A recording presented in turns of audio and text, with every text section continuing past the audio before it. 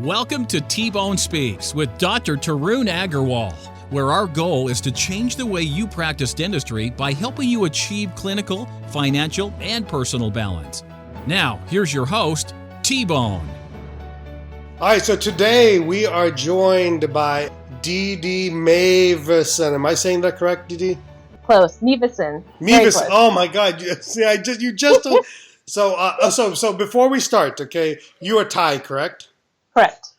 Oh, and you took me to that. What was that place that you set me up to go into? Lotus of Siam.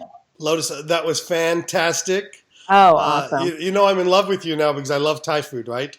I know you love Thai food everywhere you go, right? Everywhere I go. In fact, I think we're going to go. We're at the beach here. There's literally one Thai restaurant in the city. I'll go try it. Let's see. Why not? And then we went to Thailand over Christmas last year. It was unbelievable. I want to go again. The best time ever. Oh. I have 2 weeks off in July. I'd like to go, but it was hot. Honestly, it was hot in December, so I can't imagine going in July. Yeah, you can't go during monsoon season. It's hot. Yeah. So I'll find something else to do. So Dee Dee, you're in Las Vegas? I am. So technically, are you in Las Vegas or are you in Henderson? The office is in Las Vegas, but I live in Henderson. Okay. But I was born and raised here. In where? In Vegas? In Vegas, yeah. Is that where all the Asians end up? I thought all the Asians end up in Vancouver and San Francisco. Yeah, I know. And Southern California. 6 Asians in my class growing up. 6? So, yes. That many? Here, but now there's a lot more. A lot of Filipinos. Listen, I don't understand. Every blackjack dealer I have is Asian. Do they not have kids? No, but back then, I mean, I grew up here. It was like back 1980. then. How old are you? Asians. How old are you, for God's sakes? Back then. 36. Come on. Back 1980. then. Come on, back then. You graduated high school like in 97, 98, right? 99. Yes. 99. Jesus Christ! I was out of dental school by then. So are you kidding me? Back then. All right. So let's listen. Let's have some fun today. Okay. I'm doing a series of podcasts on female dentist owners. I've been wanting to talk to you not because you're female, but I think that it'd be a good fit. So I don't want to be totally sexist and focus on the female side of things, but I do want to address some of those things because I think there's a unique part of that in dentistry, and then I really, really love some of the things that you're doing in your practice. So I want to talk about those things as well. I think so. So real quick, a couple of things. Would you consider how long have you been out of school now? 10 years. 10 years. And Yes. when did you start your practice? About 5.5 years ago. Okay, so what you 2011. Okay, 2011. So for about 4 to 5 years, real briefly, what were you doing for those 4 to 5 years? I worked at my mentor's office. Okay. He's a dentist. I worked for him. For that whole time? Yes. And why didn't you stay there? Well, there were talks about me staying there. However, it's always been in the back of my mind to do my own thing and incorporate technology into my practice. He's a very old school, awesome dentist, great clinical skills, but he was more old school, traditional film, paper charts, things like that. No technology. So on a side note, philosophically, I think what you just said is so important on a couple of levels, okay? Number one, I think dentistry in the 1990s, in the early 2000s, was very clinically based. In other words, your success was very much dependent on your clinical skills. Correct. And I think today, 2017 and moving forward, I would probably say 2012 moving forward, okay, dentistry is not just about clinical skills, but more about the environment in which you practice, more so than ever in our lives. And I think what I would say to the 40-year-old plus dentist is that if you do not get up with modern times, you are going to suffer at some point in time, because I can't tell you how many younger people I've talked to that make me look sad. And I'm pretty progressive for my age, so for your age, you're very progressive. I'm 41, so But listen, I've been in practice 18 years now, so I'm pretty progressive for my length of service in practice. So, all right, so you worked for a mentor who was very good clinically. maybe, and probably had a good practice, but just didn't have the Absolutely. environment that you wanted. Correct. All right. And were you married? When did you get married? I got married in 2009, 2 years Okay. after dental school. So I was Okay. married when I worked with him for a bit. Okay. But, I've always talked to my husband, hey, if I open my own office, you want to come and help? And he's actually helping me. Okay. He And actually helps run the whole thing. give me your family makeup real quick. There's you. It's Michael, correct? Yes, Michael is my husband. I've got two But is little that girls. his real name? Yes, Michael Cruz. Okay. And is your real name Dee Dee? It's Raywadi. It's Hayward. Thai. No one can say it. So, I can say I go by Rayward. I can say Rayward Yeah. easily. So listen, so it's like I knew your name wasn't Dee Dee, by the way, okay? Because that's like when you meet an Indian person whose name's Mike. It is not Mike, okay? And it's not Harry, okay? And very few people's Indian name is Paul, okay? Yep, absolutely. So okay, We make our own American names. exactly. You have to, right? Way back then. All right. So your Yeah. family makeup is a husband, wife and husband, and kids. 2 kids, 6 and 2. 6 2 and girls. 2. Okay, Yeah. so your practice has been open 5 years. So you even had a kid. Yes, I did. Not I had a just 6-month-old when I opened this 6-month-old. practice. Okay. All right. Yeah. So here are the facts. Okay, the facts are 52% of graduates today are female. I heard. Okay. Talk to me about. Talk to me. I mean, listen. I mean, you're Asian. I'm Asian. We're from the better part of Asia, the subcontinent. It's traditionally women haven't been the go-getters necessarily in family. And is that, would you say culturally that's pretty consistent for you as well? You know what? It is culturally. However, my mom was a single mom. Okay. So she worked her whole life, and that's all I saw. But there's a difference. Does she own her own business? She did own her own business. Okay. Because there's a difference in working, okay, and owning your own business. Because when you That's own true. your own business, you have 2 jobs. One is Yes, you're the you do. worker, okay, and then 2, you're the owner. Exactly. Okay, so what I've been led to believe, and listen, culturally, okay, totally stereotypical here. Our parents, Asian parents especially, would say dentistry is a wonderful profession for women because you can work less and you can kind of not work full time. And still have a family, still have kids. Right, Yeah. and that's true, but we see that probably a lot more. There's a lot more male dentist owners than females. So talk to me Right. about that with you. Talk to me about the mindset of, hey, I'm ready. I got a 6-month-old, and I'm going to commit to opening a practice. It never really occurred to me that being a female and owning a practice was going to be a lot harder than a male, because that's all I've known all my life with my mom. She ran her business. I just knew you had to work hard to get what you wanted in life. And it didn't really occur to me, but it is a reality that I do have to take time off from maternity. It's hard. I had a nurse in the office. It's very hard. It's just, I just kind of stay in my own lane, do my own thing. It's never occurred to me that I got to work harder just because I'm female, or I got to do things a little bit differently. But would you say that it's true that you have to work harder because you're a female? No, and I'm not talking about in the practice necessarily. I mean, yeah, I'm a mom. You know, Right. I go home and I'm still mom. and no there's matter a what, difference they in a always dad want and a mom, in my opinion, okay? There's a total difference in a dad and a mom. Number one, when you're young, a dad can't, whip it out and feed your baby. Right. I mean, is that sexist for me to say? No, it's not. But you know what? It's the truth. It's reality, because I'm working in the office. I'm the dentist, the doctor, the boss here. And then when I get home, I'm still mom. I can't just turn everything off and not take care of my kids, feed them, bathe them, things like that. And they always want mom, especially the little one. Yeah, I'm So glad they always want mom, to be quite honest with you.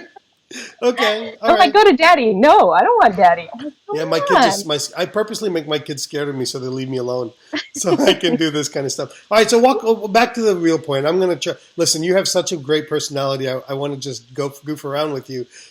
So talk to me about the mindset. Okay, so you didn't know any better. It's always been a dream to own your own business. Yes. Okay, Yes. so it was important to you. So even It if was you had the very- opportunity to stay where you were at, or even get into an unbelievable situation, you still wanted to be an owner. Not necessarily. I mean, if things worked out the way I wanted them to, I would have definitely stayed. He was great. He's a great friend. I still talk to him all the time. But it was just not my vision. Okay. And how? Okay. All right. That's fair. You know, I want So let's something. talk about your vision. Talk to me about your practice. Did you Um, start scratch? Did you buy a I practice? I started from scratch. Luckily, it was 2011. Okay, the economy was terrible. Yeah. I kind of found something. Like I've been looking for years, and I found a dental practice that was abandoned, bank So owned. you found a space that was already built. Yep. And only half the building was built actually. So I actually have the opportunity to pick up the whole building. So that was extremely attractive to me. You know, owning the real estate. That's what I wanted to do.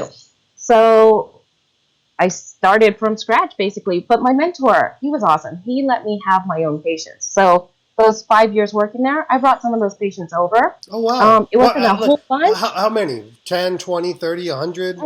Maybe 150, 200. Okay, so But not everybody came. sure. I mean, so The it's other not like you side, came over with the practice. I mean, yeah, but I mean, those patients I built up from scratch too. sure. Basically, I kind of used his space and advertised myself and, things like that. So So talk to me about that. What do you mean by that? You used a space. What do you mean?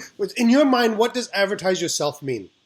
I went out there and talked to patients, talked to people, told friends that I was working here, come and see me kind of thing. So Kinda you're a kept it proactive secret. associate. I was. I wasn't really an associate though, because I basically just, yeah, I gave them a percentage of whatever I made, but it wasn't like I had to come on certain hours and do certain So things. you're a true independent contractor. Yes, Okay. Did you I pay was. him rent essentially? Basically, yes. So you owned your own practice in a way. Uh-huh. Okay. Within his practice. Okay. So that's fair. Did you get any of his patients? No, no. It was basically separate. He was Okay. so established. Okay. I got you. So basically, you used his space to develop your initial practice. Exactly. I got you. That's fair. But in the sense that it wasn't your real practice because not everybody came to you when you moved. Correct. Okay. So some stayed with him. Okay. But he made me do my own insurance billing. I called and confirmed all my own patients. I scheduled. I did everything. Oh, so you learned a lot there. So I mean, you I learned did. how to run a practice. Okay. I did. So when And he was when I walked cool. into your practice, how long ago was that? 3 years ago? Yeah, I think Yeah. so. We did the live surgery. Yeah, start Okay. 30. So yeah, so that was September, August to September of 3 years back, I think it was. I walked into your practice and it made me feel bad. I mean, I have a beautiful practice, but it made me there was a vibrancy about your place. And so, you. talk to me about your vision. What's unique about? How do I explain? Let you explain to people what Okay. makes your practice unique. It's not the dentistry. I mean, look, you're It's a wonderful not. clinician, but we're all wonderful clinicians. Okay, It's really not the dentistry. It's really the experience once you walk in, like you said, the vibe that goes on here. We purposely did everything in this office to attract a certain type of patient. and what From the is it? colors Define that a I certain type. What is that? a young professional, people who actually value their oral health and value technology.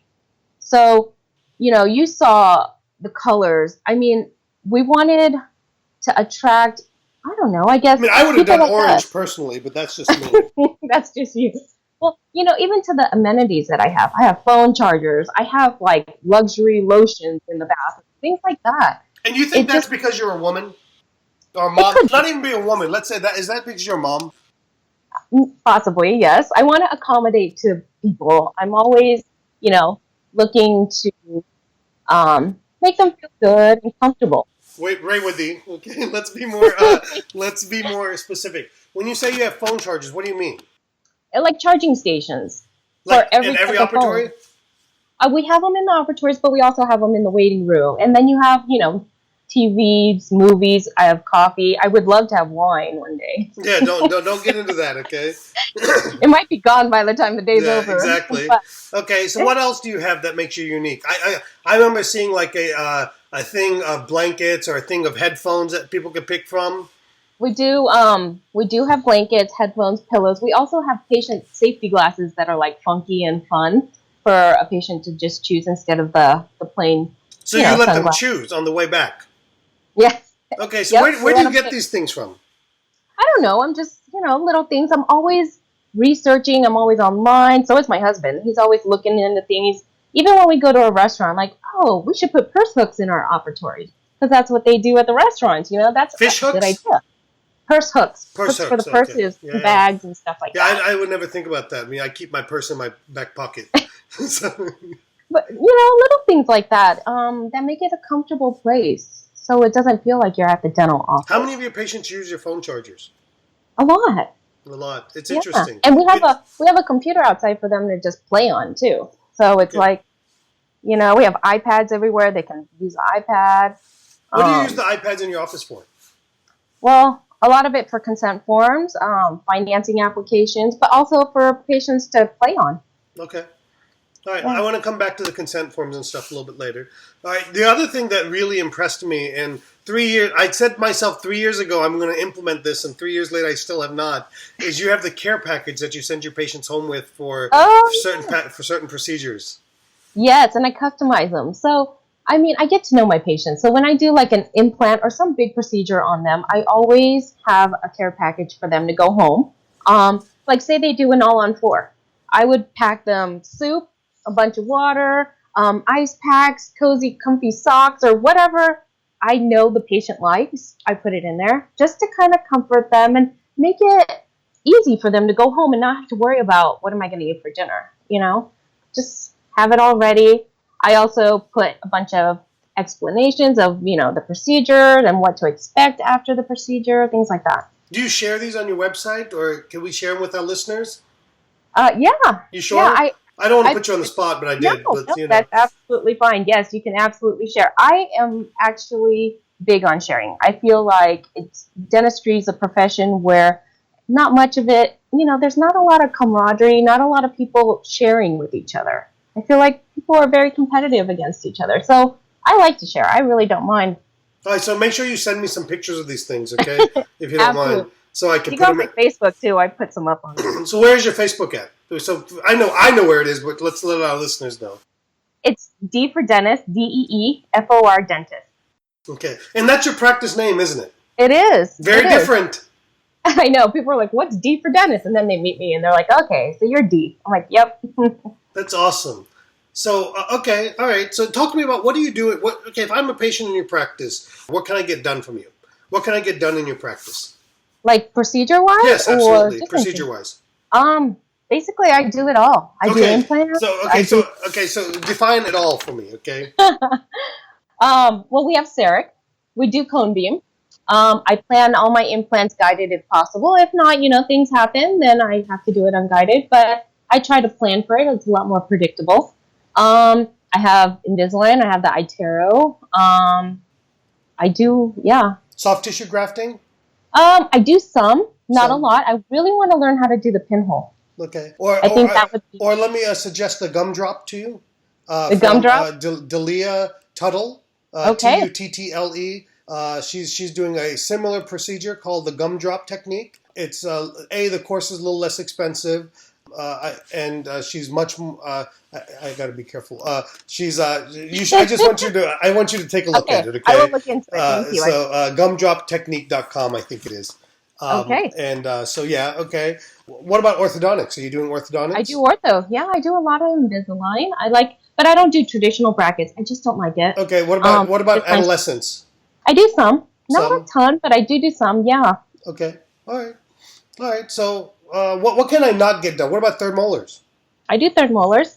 I just don't do fully impacted third molars, and I don't do sedation. Those are the two things I don't. Not even oral sedation? I do oral sedation, just not... So why would you say I don't do sedation when you do oral sedation? I do oral sedation, but yeah, I'm thinking general anesthesia. I don't do any of that. No, but very few dentists do general anesthesia. Yeah, I don't like that. Too much for me.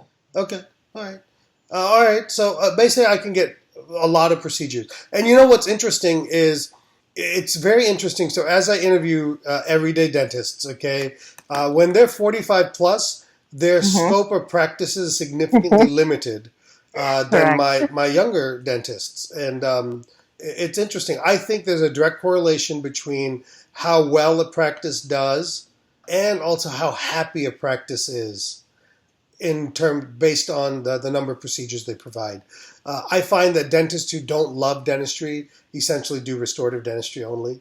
Yes. And I think the dentists that love dentistry or end up loving dentistry or really love what they do end up doing lots of different things.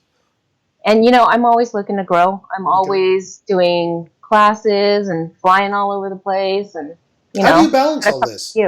I don't know. And you know what? Honestly, I need to balance it better. I'm not very good at it. I barely see my kids. Luckily, I have grandparents, like my mom and his family here watching them. But so they live there in Las Vegas? They do. His parents live here and my mom lives here. So I need to balance it better. That's what I'm trying to work on. I need more time with the kids, more family time. It's hard. I work so much. It's hard. You know how it is. So talk to me about your CE that you've taken or taking. I mean, let me ask you this. What's been the most important CE that you've taken so far? I've got two. Okay. Perfect. Sphere. Which one? I do a lot of facially generated treatment planning? Facially generate. I'm actually doing the workshop this coming weekend. Okay, the $5,000 workshop. Okay, great. Yes, that one. And Invisalign Re-Engage. What is that? It's taught by David Galler. He is one of Invisalign's top providers. And he has really put a spin on the way I look at Invisalign and how to treat the patient, how to convince the patient, and how to be confident in Is this a lecture program? There's lecture and hands-on. Okay. So it's I think a 2-day course. It was here in Vegas because I've been wanting to take it, and he came here. So I was like, oh my God. CE is so easy for you. You're in Vegas. All CE's in Vegas. I know. Everyone wants to come here. Yeah. So. Okay. But yeah, he's really allowed me to do a lot more Invisalign. Okay. It's really made a huge impact on me. So, okay, that's good. So what is that called again? Re-Engage. Invisalign Re-Engage by who is it again? David Galler. Galler. He's out of Manhattan, New York. Manhattan, New York. Yeah. That's where all the smart people are. In New York. I know. In New York City. All right. Okay. So that's awesome. All right. So talk to me some more. What else is going on in your practice? I mean, how are you growing? Talk to me about your marketing, for God's sakes. You know what? Honestly, we don't do any external marketing. That's BS. Okay, you do blogs, you do Facebook. Facebook's external marketing. Okay, yeah. You write a regular blog on your practice, correct? I do. So how do you not consider that Facebook, Instagram? But that's that's external marketing. Okay, but I don't spend money on it. Nobody said that marketing has to cost money. Okay, that's true. Let's be more specific about that. Okay, because I think, and I've been slow to adopt this a little bit on my practice side. I've been very good about adopting this on my second business, my lecture and education business, but I haven't been very good about adopting this in my practice. So let's give yourself more credit, okay, and talk to me about what are you doing to promote your practice? Well, honestly, I post like things that happen in the office, funny things. We're a little inappropriate sometimes, so we'll post things like that. Yeah, but that's your culture of your practice, and that's your personality. Okay, and that's fair. We're a fun practice, and we're really ourselves on social media. And who does it? So do you do it? Somebody in your office do it? External company does it? I do it, and my husband Mike does it. We both. And how often? He does most of it. Every day, multiple times a day. We try to do it at least once a week. If we can do every day, that would be great. But time never allows for it. But yeah, we will post here and there at least once a week. On social media channels? On social media and blogs, we try to update, monthly, but I would love to do more. Okay, and talk to me about blogs. I mean, what are you writing about? Oh, anything and everything. We'll talk about like our care package. It's on my blog, my implant care package, things that I give to the patients. I also talk about trends in dentistry, new things that we do a little bit differently here than, what you can find coming into our office versus another place, or just fun stuff. Okay. A lot of fun stuff. All right. And what are your response from your patients on some of these things? They love it. They comment all the time. So you noticed the green in my office, right? And my logo's green and all that. So I saw a green Lamborghini driving down the street. I saw that the other day, yeah.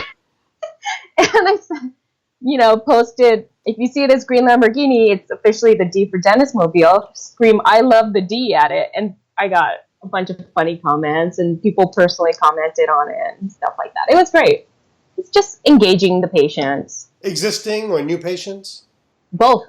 Yeah. Both. I mean, if they find our stuff funny, they might feel a little bit more relaxed. They're like, oh, look at these people. They're like real human beings. They're not like uptight dentists. It's interesting you say that. I bet you that's probably the most common response you get from your new patients is that they chose you because you're open. I mean, you're it's fun, and yeah, and it's a fun vibe in here too, and it's comfortable. Like my team does an awesome job. They're always goofing around, but I'm like, hey, get back to work, But they know I'm just messing around with them, but I never really have to tell them to get back to work because they enjoy work. And let's talk about your team now. How many team members do you have? I have 7. Okay, including Michael? I think 8, including Michael. What about, is that including you? Hold on, let me see. So me, Mike, I've got 2 girls in the front, 2 hygienists, and then 2 assistants. So, yeah, 6. That's including all of us. Okay. Right? Yeah. That's 8. That's 8, including both of you. Okay. Yeah. And, okay, keep going. They're great. Actually, they get together real good. The vibe is awesome. And they're just a really good team. Like, they really adapted to the culture that I've, try to have here at this office. Okay. That's awesome. So that's good. And so talk to me about how many hours, what do you open, 3 days a week, 5 days a week? We're 4 right now, Monday through Thursday. I'd love to be open more if, I can. I'm looking for an associate right now, so if I can get somebody in here to help me. I'm not your best person on associate help, okay? I've struggled in that arena. Yeah, but I'm sure everybody does, and it's hard. You got to set the expectation. Part of me thinks you're going to struggle initially on it because you have a very specific vibe and personality, and that is not necessarily commonplace in dentistry. I think that'll be your biggest challenge, I should say, in that. And I think my advice to you, because our office has that I call it the unprofessional vibe, because we're not stuck up, right? We're very just very honest with people, right? And so I think my suggestion to you is do not let anybody come in that doesn't have some half of a personality. I think it'll bring everybody else down, or it'll create a rift that you just don't need or want. So don't. But it's hard. It's hard to find good help in dentistry. It's hard to find good help in anything.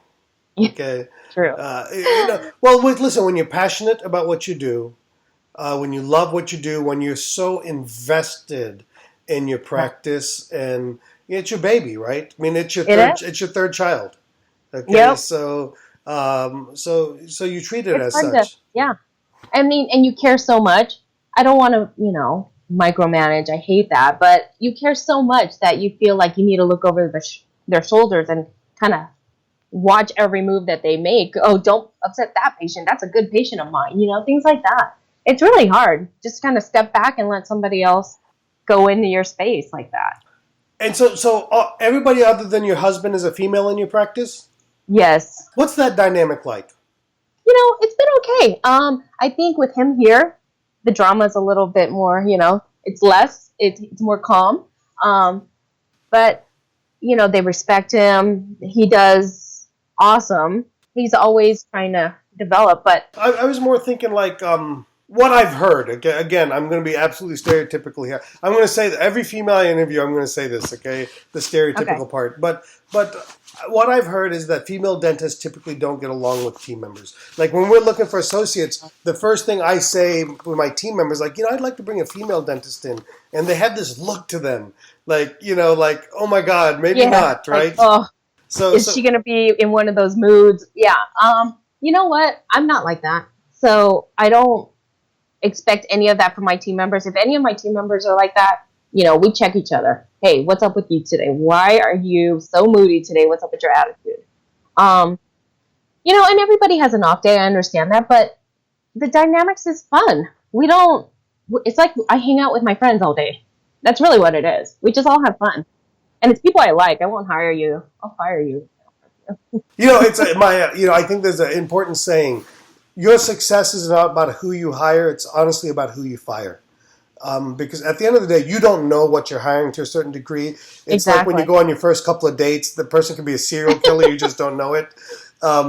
You find out the real person 2, 3, 4 months in dentistry, and I'm very guilty of this. I hold on to people about 6 to 9 months too long, and it's more about who you fire than anything else. That is true, but I am just blessed. Like, I empower them to do what they want to do. Let's talk about that in their career. How do you empower them? Okay, my front desk girl, she teaches medical billing for Patterson. Okay. I mean, I'm a CERT trainer, so my assistant has picked it up. She's loved it so much. She's gone with me to CERT doctors, but now she's the trainer for the assistants in the Vegas area. Yeah, so when I go train a doctor, she trains their assistant.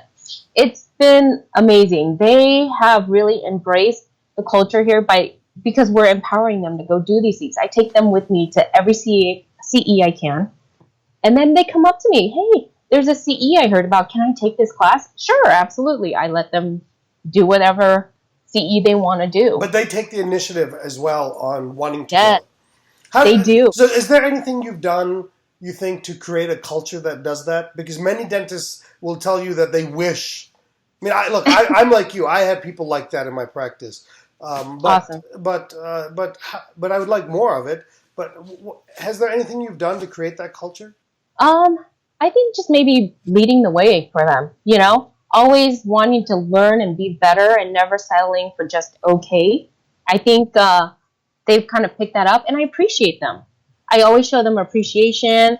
I do things for them all the time. Okay, let's be specific, okay? Because I would say, what do you mean by that? What do you mean by you show them appreciation? Give me some good examples. I always say thank you. Or I'll acknowledge if someone did a great job that day, he'll be like, hey, you did an amazing job today. Good job on that patient. I also bought them all Tiffany's necklaces last week because they did an amazing job. I set a goal for them. They all hit it, and they went above and beyond. So how much does a Tiffany's necklace cost? About $200 each. Okay. So things times like that. 6 people, essentially, right? Because Yes. I'm assuming you didn't buy Michael one. No, but I bought one for myself. So Well, that's a given. Okay, that's a given. Okay, all right. I know, poor Mike. And then we're taking them to California next week. We're closing the office down for a week, taking them to just go hang out at a beach house. Just relax. I got a private chef for the week. We're just going to chill. So what kind of money are you spending on something like that? About 10 G's. Okay. Well, don't be embarrassed by it. Be proud. Yeah. They deserve it. Why are you embarrassed by that? Why do you say that with trepidation? Well, because that's a lot of money, And being Asian, man, I worked hard for that money. Listen, it's hard. You'd never spend that on yourself. I know. I would never spend that on myself. You're right. And they deserve it, though. I appreciate them so much. They're so awesome. Now, you don't do this just because they're good people. It's a matter of your business has to be successful for this, correct? Exactly. And if I don't have them, how am I going to run this business? No, but what I mean more by that is in other words, okay, let's say they're great, they work hard, but you don't hit your numbers. You can't do these kind of things, correct? Correct. So how far in advance do you set these types of targets for them? For this California vacation. Okay. So I don't want you to, if you want to be specific, you can be, but you don't have to be. What kind of target do you set to earn that type of amenity? Let's call it. Well, we do annual planning every year. So in November for the next following year, we sit down and we plan. This is as the whole team. This is as a whole team. This is my goal. What do you guys think we need to do to hit these goals? Let's write them all down. Let's set dates for each thing. And if we hit them, this is what we're going to do. So, there's some months that are a little off. Where do you do this annual planning at? We actually are part of Fortune, so we do it with Fortune, but then we come back to the office and then we talk more about it. We have a team meeting every week. Are you going to the Platinum meeting this year? I went to it in Cabo just recently in April. I'm not going to the one in Florida, though. I'll be there at that one. Oh man, Yeah. we should Yeah. You could have should cooked me planned some that. Thai food. You could have bought me some Thai food. Yeah, that's true. I could certainly do that. Okay. Without going into great detail, but let's be somewhat specific on your annual meeting. Where did you Okay. start this from? How did you learn about it? And what kind of give me who leads it and what's the structure of that? Okay. We go through fortune management for that. So in November, we plan for the next year. We set a goal. I like to do about, 20-30% better than I did this year. So I'll set a goal, say, and then we reverse it. We say, how much do we need to do a month? How much do we need to do a week? How much do we need to do a day? And from there, that's how I look at it. That's how I focus on it. I always refer back to those numbers. And I use Dental Intel or some sort of metric software that really dials down and lets me see all the numbers, and I look at it daily. We go over it in our morning huddle. We say, hey guys, this is our goal today. We're a little bit below goal. Where can we find opportunities? And then for the week, we do the same thing. Any big cases we can fit in this week? Can you guys, do you think we can move some patients around here and fit it in there? Things like that. Okay. All right. And so far, have you hit your goals every year? So far, yes. It's been amazing. Okay. And the team's really embraced it. So they're the ones that are looking at it because you know what? Their bonus is based on stuff like that. I compensate them pretty well with their bonus plan. So talk to me about that. Give me the skeleton. Like, what's the basic structure of your bonus system? So say, for example, I know payroll is going to be about 25% of my overall collection. Okay, so right? you set for that. So you set for 25%. So you probably set your BAM based on employee overhead being 25%. Correct. Okay. Now, if they make anything over what was expected of that, they get to keep that percentage, the difference there. So I guarantee them 25%, no matter what. And you do that on a rolling average, probably? Yes, I do it 3-month rolling average. Okay. Yeah, so you're doing essentially what we do. The only difference there is I set my team compensation, total compensation goal at 25%, and then we split the pot at 20% of every dollar amount over that. I see. Yeah. Basically, we do the same thing. And they love it. They're getting huge bonus checks. They love it. And when you say huge bonus checks, what's a typical? Don't give me an atypical. Give me a average kind of bonus check for each team member. They've been doing on average about $1,000 per every month. Every month each. Each, yes, each. Okay. Every month, they've been doing really good. They love it. All right, that's good. That's very good. Okay. Yeah. That's good. I gotta. I'm not quite there yet. So yes, you are. I bet you.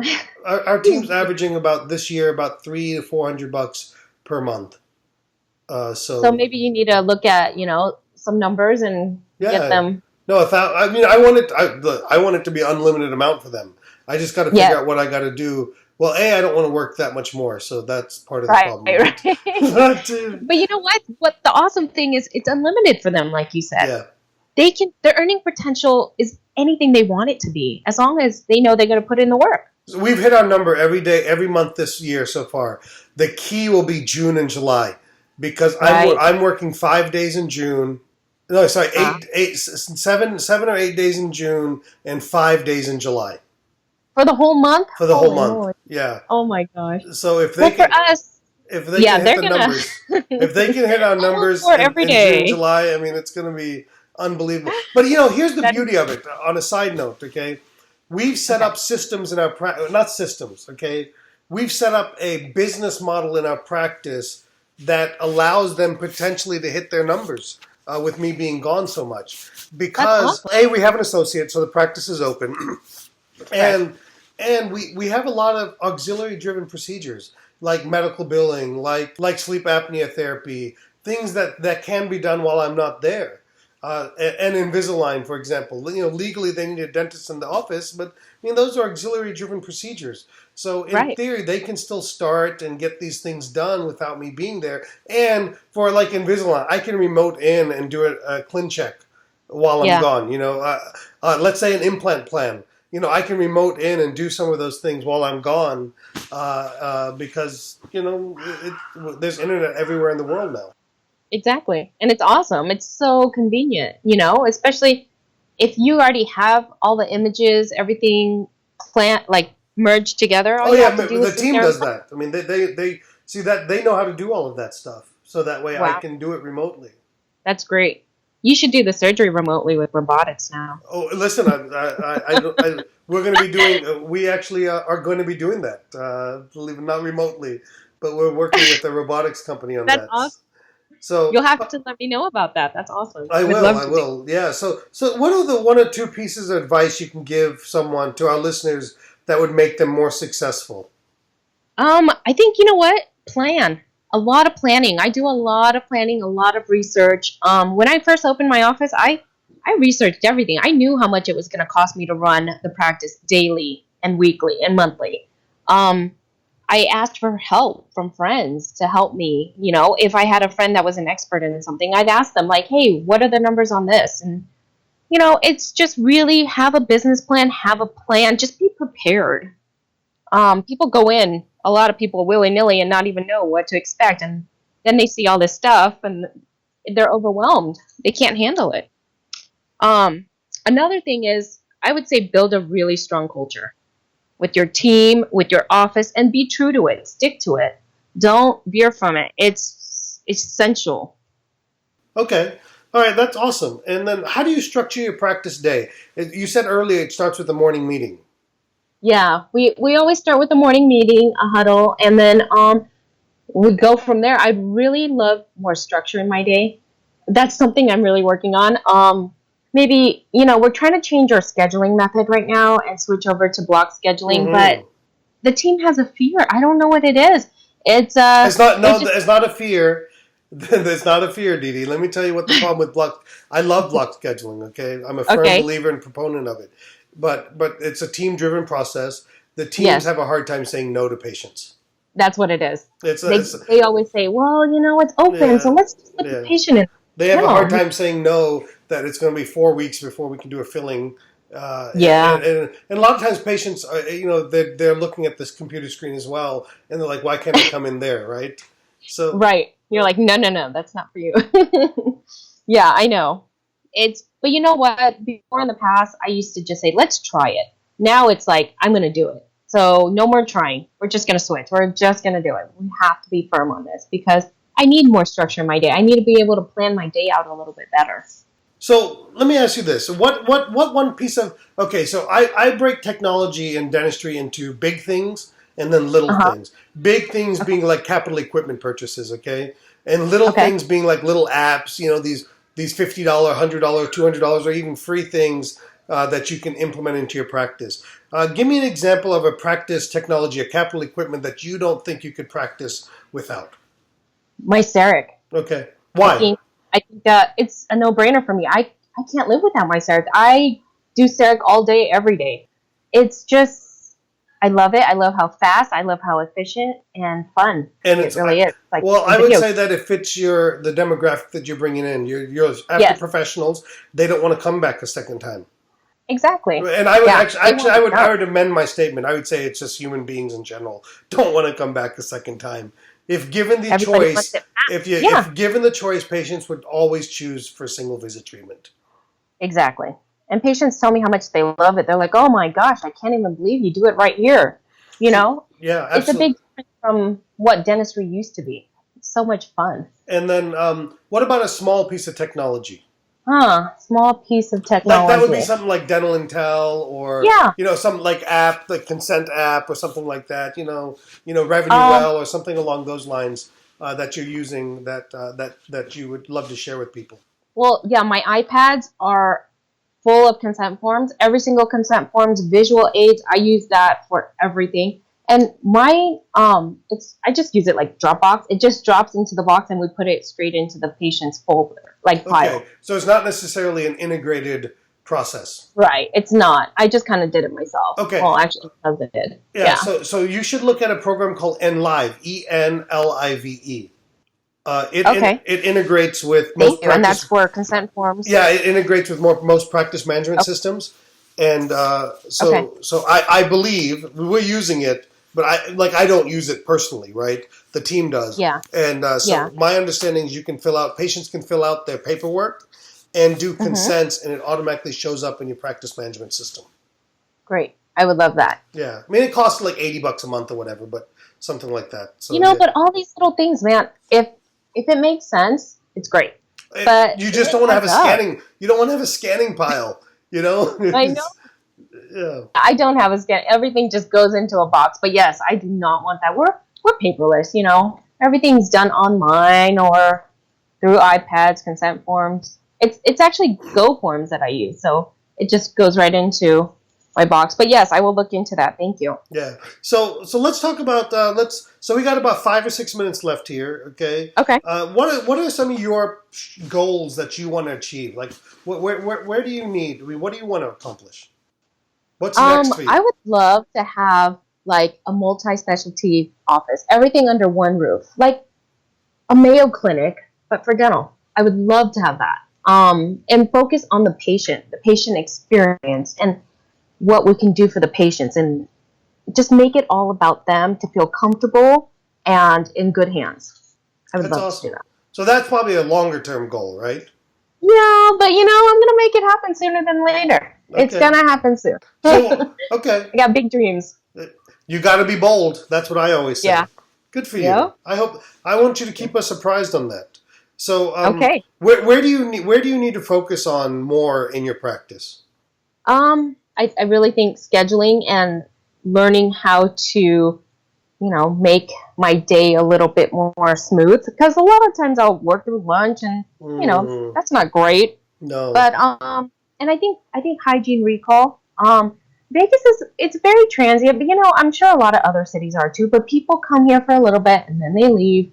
And then, we really need to focus on hygiene recall. I don't really have a big issue with new patient acquisition, but I need to retain those patients. I just want to focus more on stuff like that. Little things, but they make a big difference. And a lot of that certainly is you can leverage some of the technologies like RevenueWell, Smiley Mind, Yep. different programs like that. What I would tell you on the scheduling side of things, you've got to plan out your ideal day. Yes. And what I will tell you is that you need to make fillings a smaller part of your day and start pushing those out a little bit, so that you have more time available for some of the bigger procedures that you're doing, and so that you're not as rushed throughout the day, because you're checking two hygienists, and all of those things. So you can't have as many fillings per day. And what you'll find is that you'll be more productive as well. So what do you say to your patients when you say, "Hey, I got to push you out about 4 or 5 weeks for this filling"? you just tell them that. Yeah. To say I have nothing available, we'll have to. Yeah. I mean, if something opens up, we can always bring you back in. Yeah, of course, absolutely. So the fundamental concept with block scheduling is that you stay sacred to your blocks for 3 days prior, and then at 3 days you start filling the schedule. So, for example, I'll tell my patients, hey, right now, if you want a filling with me right now, we're booking into August, September for that. Okay, Do you still do fillings yourself? I do one filling a day. One filling a day. All right. I'm allowed one filling a day. I hate filling. So my question is, then why do you schedule so many of them? Yeah, I don't know. So stop. So start saying, hey, I'm willing to do one in the morning and one in the afternoon. I mean, and at some point you're going to push people out too far, and you'll have to adjust it a little bit. Okay. But at the end of the day, if you're still filling your schedule with other procedures, then maybe you don't need some of those patients who only need fillings, or maybe you can get to your associate faster.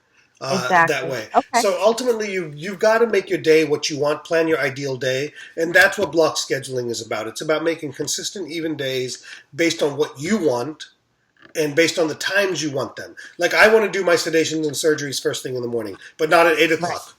I want my surgeries at 9 o'clock. 8 o'clock's not a good patient time for me. I'm still kind of getting into my day. 9 o'clock's my good time.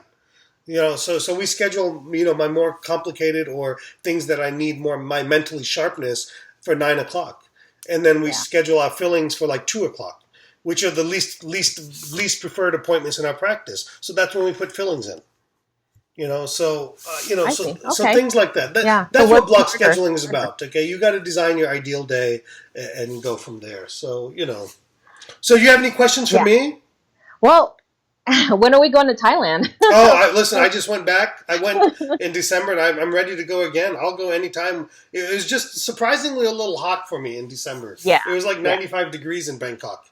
Have you tried Chiang Mai? Yeah, I loved it. If I go back, I want to go back to Chiang Mai. That's right. I saw the elephant video. Yeah, Chiang Mai and Chiang Rai only. That's where I want to go. Yep. I don't care for the beaches and all of that stuff anyway. And Bangkok in and out. I could do Bangkok for a couple of days basically to get my clothes essentially. So it's too hectic.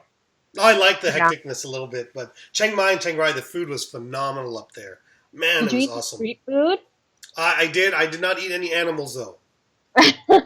You didn't try any insects? No, I didn't. No, I saw them. No, but I just couldn't do it. I could. The problem is, if it was my last day out, I would consider. No, so not my last day out because I don't want. I don't want stomach problems on a plane. Okay, so if I were there and I could get over my stomach issues, if I tried that stuff, maybe.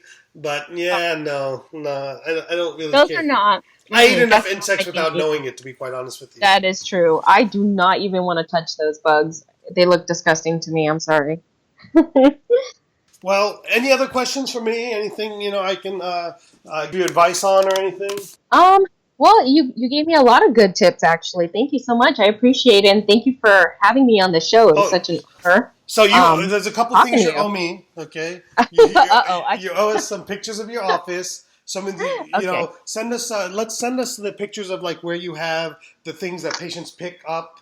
Like the headsets and your care package. Send us some of those things. Send us some of the things that make your practice unique, so we can put it in the show notes, so people can get an idea of that. And how can people get in touch with you, Dee? Dr. D, DRDEE at deefordentist.com, DEEFOR dentist.com. And they can find you on Facebook as well. You're pretty active. They can find me on Facebook. Yep. D for Dentist. Yeah, that's absolutely. Awesome. Thank you so much, Dee. You've been a lot of fun. And good luck to you. And I'll see you in Vegas in September. I'll see you. September? Yeah, and for Dent Splice around the world. So I look forward to it. You're going to be on stage, so, We'll figure it out, I'm sure. You won't see little old me in the back there. You're big ballroom. But I will say hi. I will definitely say hi. Thank you, Dee Dee. Have a great day. Thank you. Enjoy your vacation. Take care. Bye-bye. Thanks so much for listening to T-Bone Speaks with Dr. Tarun Agarwal. Remember to keep striving for excellence, and we'll catch you on the next episode.